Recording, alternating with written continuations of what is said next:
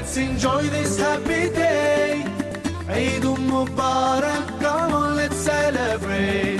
Eid Saeed, let's enjoy this happy day.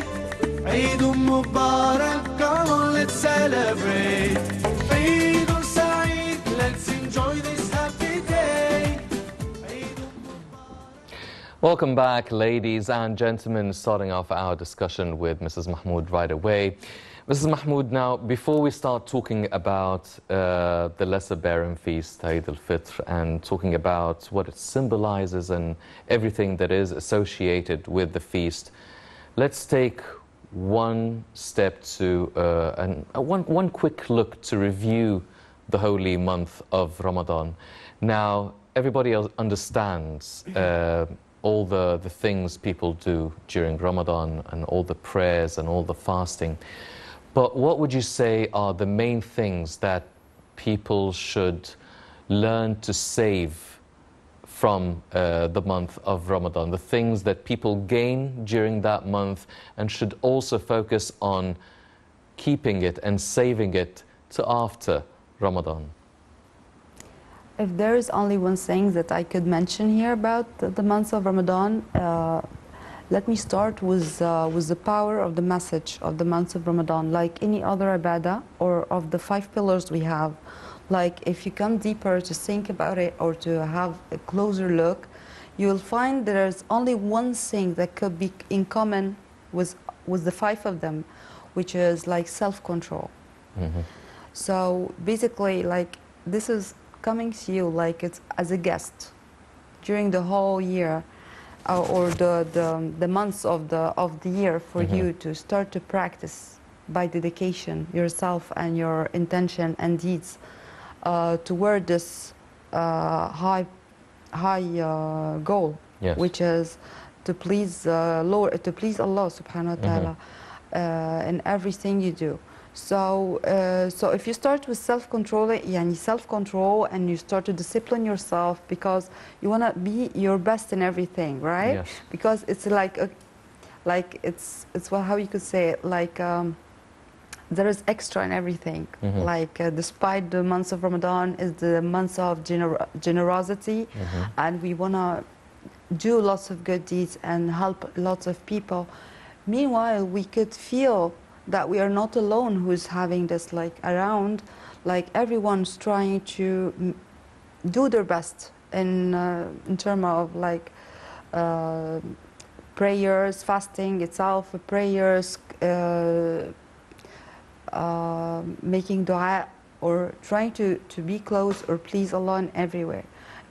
So I think like it's all about if there is only one thing that could be self-respect and self-control, and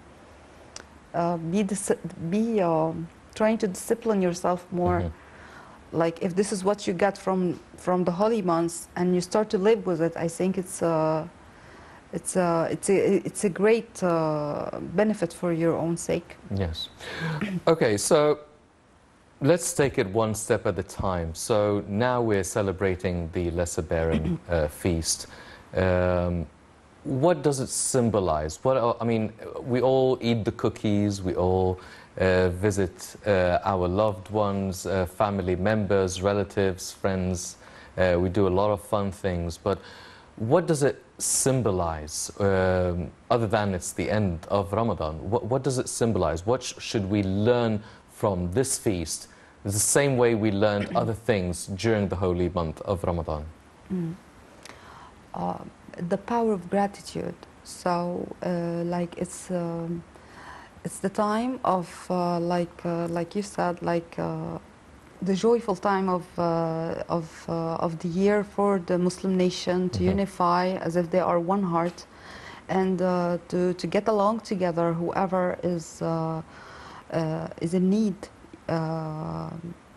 we could like help those who's in difficulties to feel the joy of Eid as well by doing zakah, which is like it's right before Eid, and this is so meaningful too as well. Like see, there is an order, like you work on yourself and then you start to share with others, and then you are all happy together. So this is how it's work. Yes. In real life, if you want to gain any kind of like skill or personal trait, and this is the same, but this has come easy to you in a way, like it's so spiritual, so like have the spirit of Ramadan around you, make it life easy, and everyone have the same purpose as you do. Yes. And when you actually do zakah and you pay you pay your wealth, or you spend your wealth in the way of Allah subhanahu wa ta'ala, it's like you are actually spend it on yourself. Like and this is how there is lots of things that Allah mentioned for us, like spend, O Ibn Adam, O son of Adam, spend on people, that would be I shall spend on you. That's one of the things that we have to take in consideration when we spend the money. It's like exactly zakah is to spread the joy for other people, or to contribute and share your charity, to spread the joy for everyone, so you're not having fun alone and happy alone and doing all this on your own alone. No, it's also you sharing it with others. So it's like, you know, when you are eating fruits, and this is how it's described in the Holy Quran. When you are eating fruits, you are basically eating like 97% of the fruits, and the rest of it, like the seeds. So if you took, like if you took the seeds and you put it back to the soil, and you start to nurture it, and to look after it, so by Allah's power and will, it will grow. And the one, yani, this it will grow to be a big tree, and every tree, in every it will have like 7 sprouts, and every sprout like have hundreds of apples. See, like your wealth is coming back to you, even though. So it's not about only people, and you need to they need you to help them, to those who's in difficulties and live in difficulties and having a struggle in life. Your help in some way, and you too need their dua, and you need them to be around you in a way that we are feeling like we are completing each other, like the same we do in Salat, the prayers of Ramadan, and the prayers of Eid itself. So after Zakat comes the Eid. So after you did your part,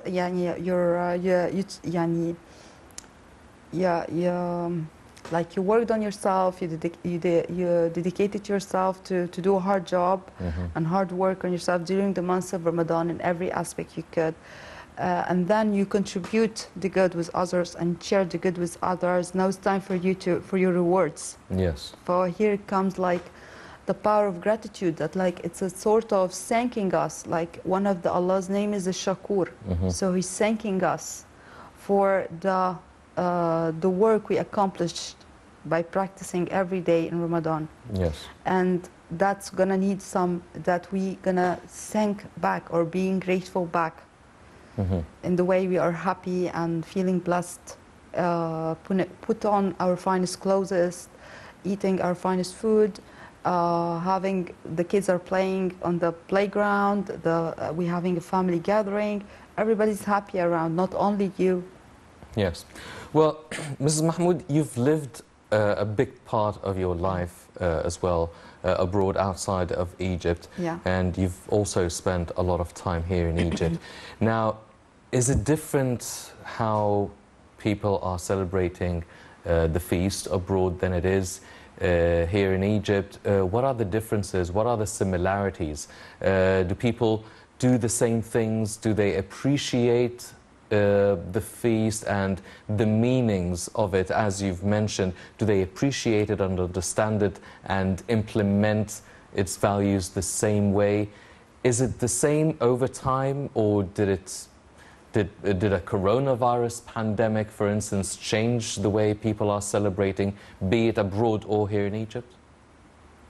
Actually, the difference is like it's way far from here. Like here you could feel the spirit in the air wherever you go. Everybody's is rushing for prayers and whatsoever, like we do in the morning, the early morning, for going prepare ourselves and our kids for Salah, and after that we go back home, put our finest clothes, getting ready for our cookies and stuff. Like over there, you have to do lots of effort to feel this spirit, and you only feel it in the community who are gathered together to feel it as well. So, like there's a big Islamic community over there who are really taking caring of this matter and trying to put the spirit in the air, and you could feel it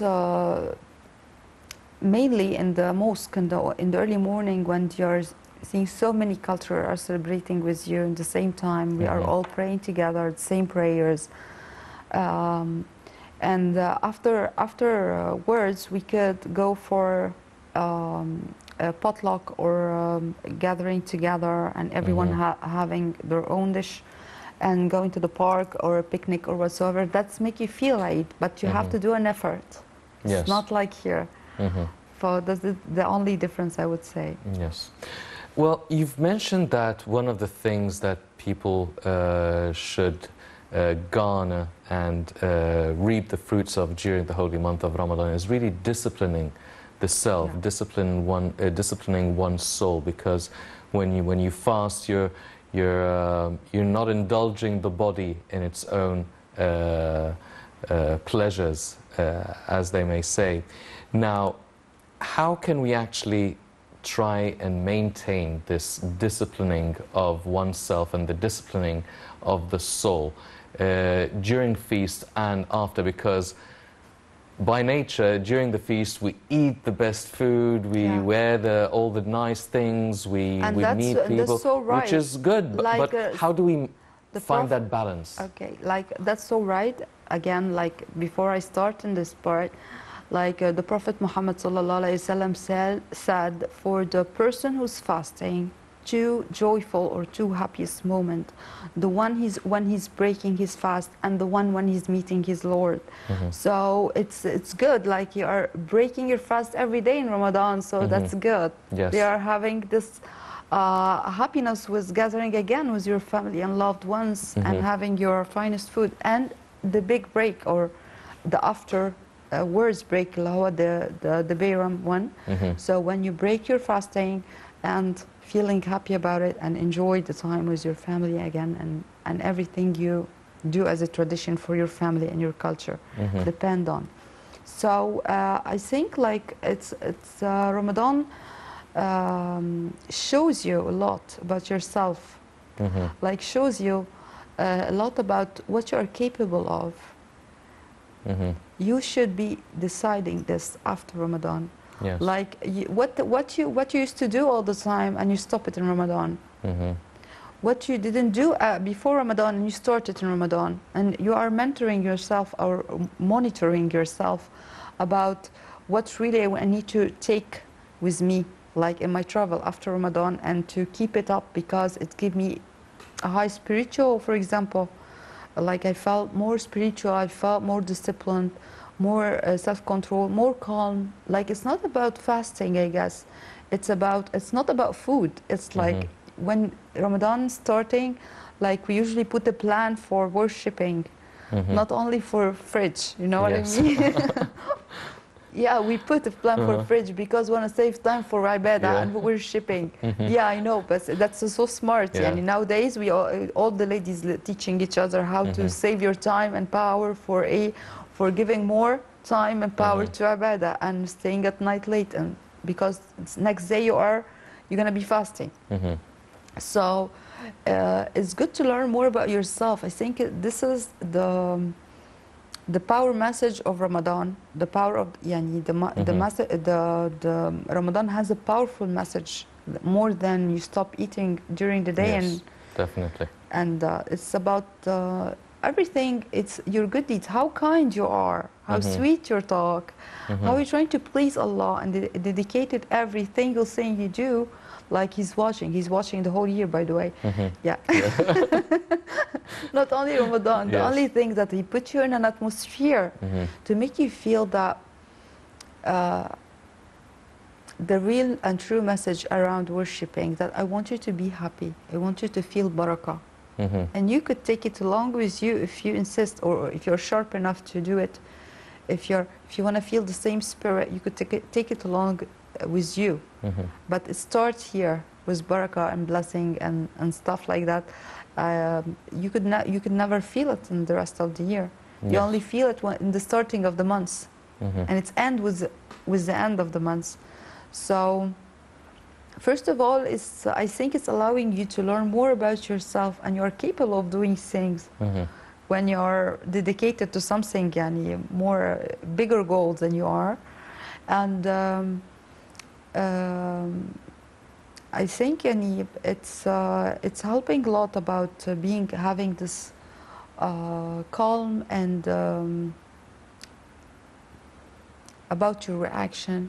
If you're nervous or you are having this aggressiveness or whatsoever, it's also give you the score, like you're trying to control yourself again, like we Yes. said. So that's a practicing. Like everything, anything else we do, any other thing we do, we practice. Like, but you need to want it. If you don't want it, it doesn't work for you because Yes. you don't want it. Well, you've spoken about all these things and how to discover and understand oneself and to better this relationship with God and to have this sort of discipline. And you've mentioned the sort of values that are emphasized during the holy month of Ramadan and also during the feast. You've mentioned kindness, peacefulness, joy, the blessings, the tolerance, all of these things. Now, taking it one step further after discovering oneself and discovering and really cementing these good values during that holy month and the feast, how can we actually translate it as well in terms of our relations with other people, spreading joy, tolerating each other, forgiving each other, being peaceful, reconciling, brushing away any sort of differences, be it with families, relatives, co-workers, loved ones, whatever, neighbors, anything. How to be non-judgmental towards other people. How can we take it from one step to the next? It's a state of mind. You have to like set up your mind that maybe sometimes we do visualizing for the picture you want to be in it. Like I refuse to be in this shape today that I am in today. Like it's a burden on me. It's not helping me to feel lighter, to feel happier, to enjoy things better. It's always giving me burden on my chest, and I'm not feeling the way I want to feel like. And the more you're spiritual and the more you are gaining lots of good personality traits, actually it's helping you. And the more you're forcing yourself and insist, like it's like a muscle. Like you go into the gym, like everything in our body, Allah created in our life, not only our body, it's a muscle. Like for example, your brain, if you're reading, your muscle, your brain muscle is growing. And if you learn to read faster, and have a fast reading, your brain muscle is growing even better. The same thing like physically, you go to the gym, you're muscling up, you're shaping up, you want to have this form, spiritually it's the same, it's a muscle. And you need, it's the most important muscle muscle, because without the spirit, there's nobody to walk. The spirit, this is the spirit. When you are fulfilling and nurturing your spirit with good things and things that out of goodness, good deeds, good intention, good kindness, and when you're seeding around yourself lots of good deeds and good things, and you are practicing, like I used to witness lots of people who saying shahada back in Canada, and they never say only shahada. They used to say after all, and I witnessed that I'm gonna practice Islam, not only witnessing the shahada, of those parts of it. So practicing, like it's a practice, it's a muscle, practicing, and the more you'll be surprised, like the more you insist, like any other thing. you could imagine it with the material things like you could touch or you could see, or how fast you could learn any new language or read any new book. The same as the spirit, your spirit, which is it's make your life easy. Your understanding, the way you feel about yourself, the way you feel about others. So it's so important to nurture our spirit in different ways. Yes. Whether it is worshiping or it is the way we think about others and ourselves first and others. Well, in terms of having this or maintaining a spiritual workout, now what can be a challenge in the way or an obstacle in the way of starting and maintaining and sustaining a spiritual workout? Is it wrong or toxic relationships with different people, some sort of negativity? Is it technology and social media? I mean, everyone now is on social media one way or another, and people, it's not just a hobby, it's not just for entertainment, it's a lot of people's livelihood as well. Is there some sort of a balance that we can actually use this technology in our spiritual workout, or should we have some sort of limits or a certain time frame to be on social media or technology? I mean, what are the main obstacles and challenges that could be in our way to start and sustain a spiritual workout? All right. I'm going to talk about it in a bit wider look, like both deen and dunya, like what is the healthiest way to do it for me, this is what I believe at least. When it comes to have the spiritual part, that should make you a happy person and not having any pressure on yourself in any kind. So again, I'm going to go back to the mindset. Your mindset should be around everything like what I need from this. Like sometimes I need something to make me laugh. So why not? Yes. I need to laugh. Sometimes I'm curious about certain idea or people opinion or what they think. So I need to feel this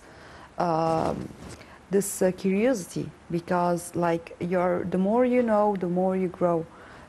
You're learning about your community, you're learning about where people are today and how they think about others.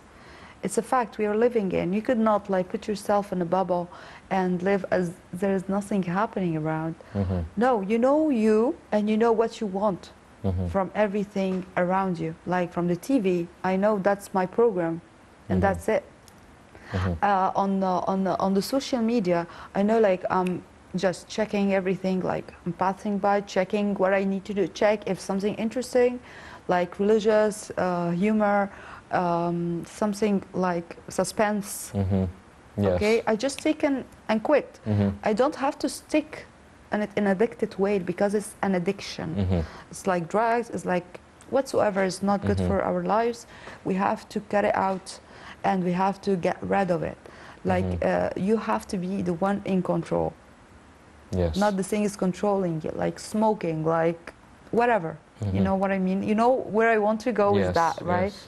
So whatever, you are the one in control. And this is the aim of every spiritual thing that Allah created, that He wants you to be in control. Be in control. And this is the new day, nowadays, like what I could say, they're trying to like nowadays pass abroad and everywhere else. They're trying to teach you more about yourself and how you could control yourself and how to take a decision, to have your priorities settled, and to know what to pick and what to leave. It's all up to you. Yes. On the other way around, this is the opposite side. What to do? What the social media do to us? It wants to take this freedom out of you. Yes. You're not free to choose. I choose for you. I put the commercial wherever I want for you. Wherever you think of, like I'm gonna take you with it, like take you يعني, out of, distract you. Yes. All the time there's distraction. You're not yourself. You're not free. And this is the aim of every worship, every spiritual things that have been made in our life as a basic for our life. It's been made for you to be free. You're free of everything like could take you down in a material way, like be light and be free. Well, what do you usually see people do? I mean, you've mentioned different kinds of addictions, and maybe let's focus on bad habits and bad deeds that people consciously or unconsciously are doing, for instance, during the feast or during the month of Ramadan, and taking a wider scope of things, maybe even in life. What sort of bad habits and deeds do you want people to, or should people work on dropping during these holy days? Okay, the focus. When you focus on something, it's getting bigger.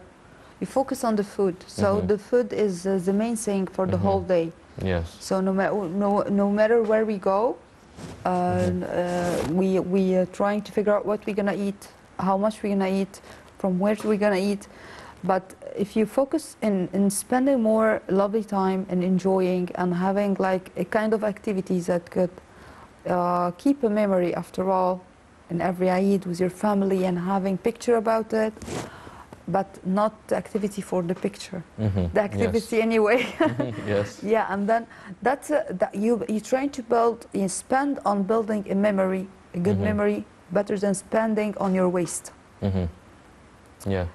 It's so you're really having like a great benefit out of your time, your money, your energy. It's the best deal in town. Yani. It's a win-win situation for everyone. Yeah, but when you're focused on oh, you're gonna come guys and we're gonna make a barbecue, I'm gonna eat this and we're gonna eat that, and life is like this.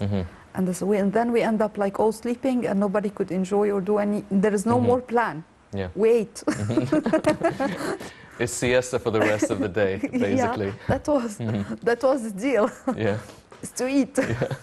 Well, you spoke a lot about spiritual workouts and really trying to be on a higher sort of spiritual level and moral level in our everyday activities and as a way of life as well. And even if you have this some sort of discipline and self-control, sometimes people get tested, and sometimes even though you're in control and you're in a very good spiritual place, people could fall and people could fail or break. How to quickly try and get back on the saddle again and still try to maintain, have a motivation to maintain a certain spiritual and mental strength and not be just broken or disheartened by a failure, no matter how big or small? That's a very good question. Thank you so much. I love this type of question, to be honest. Like, I would say, like, first of all, and that could not sound so familiar or not easy for people, accept what happened.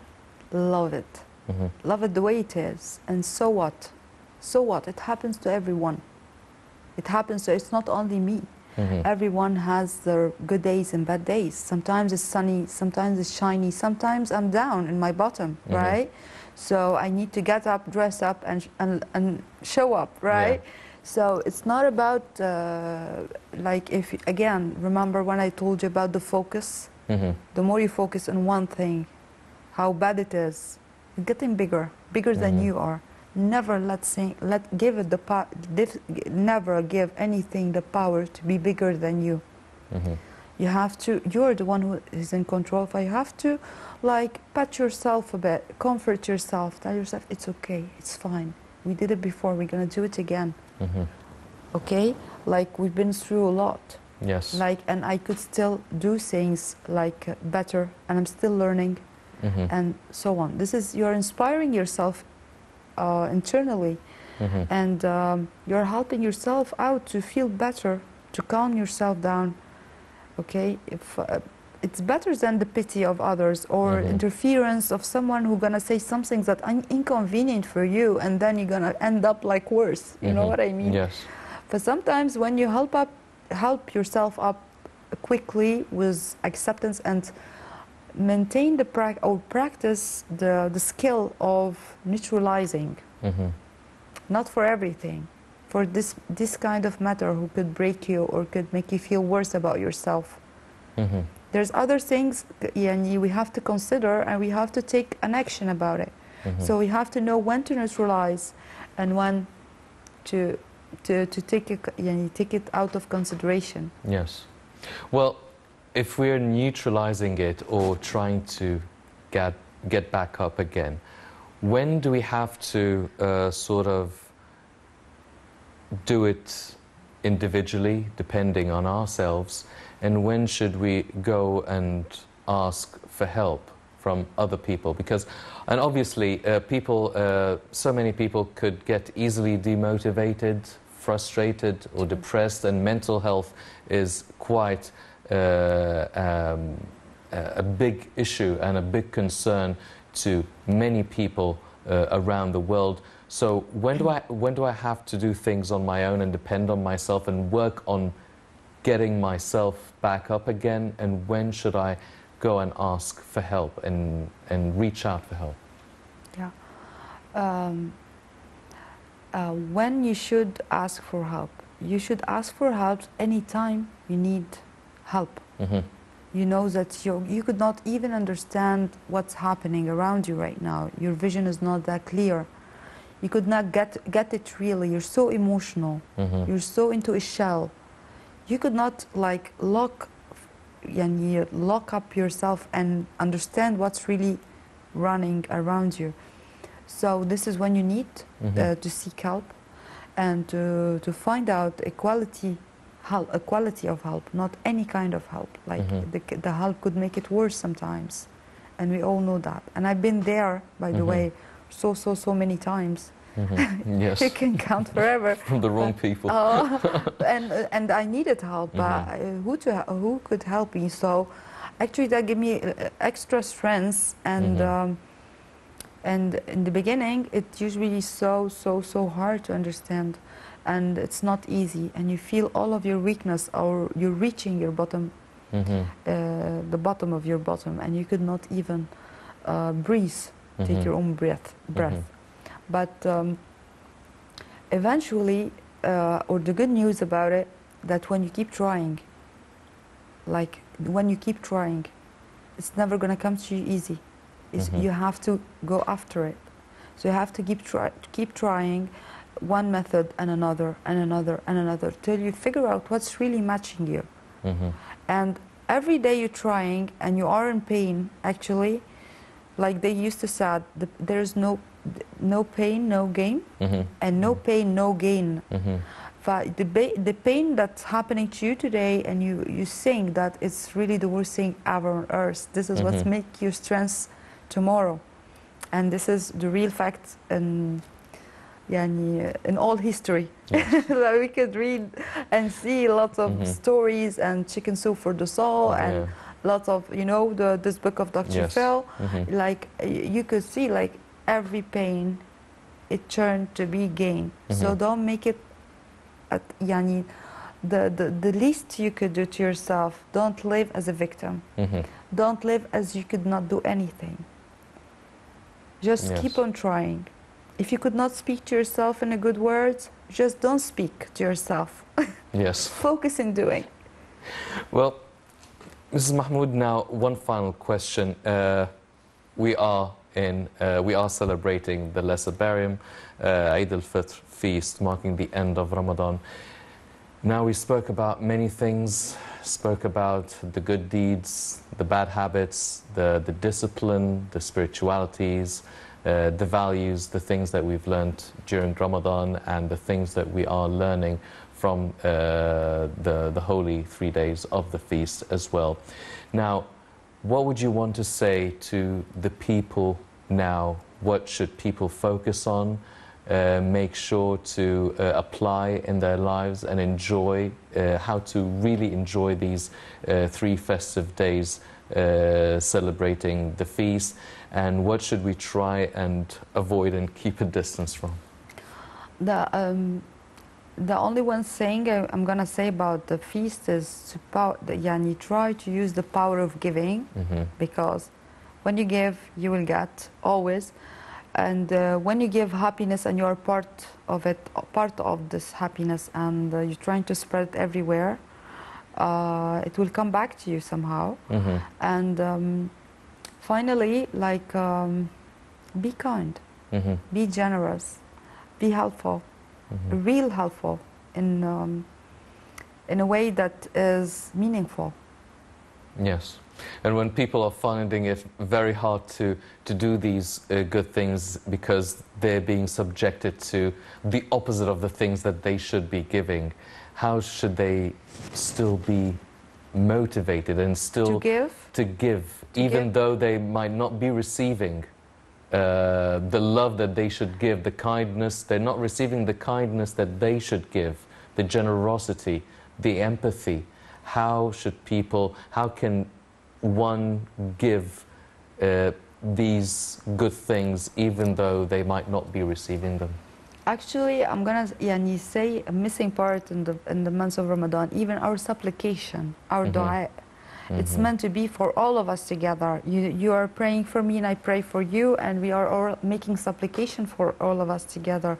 So if you could see the moral of the gathering and everything, like from a pillar to another, from worship to another, there's always, we are completing each other. So there's a high spiritual benefit in giving, and you're never gonna see it again. It's like a muscle. You're never gonna see it except you start to do it, and to be consistent and persistent and keep on giving, and see the happiness of kids, and you see the happiness of the people in need and whoever have difficulties in their life, and how that affecting them and make life an ease for them. And this is, the more you see the results, the more that's filling you with even better things that the one you give already. You give already. Well, ladies and gentlemen, as you've just heard from Mrs. Mahmoud, these are 3 holy festive days marking the holy month, the end of the holy month of Ramadan. So many things to learn, so many good things to give, a lot of joy, blessings, generosity, kindness, love, empathy, forgiveness, tolerance.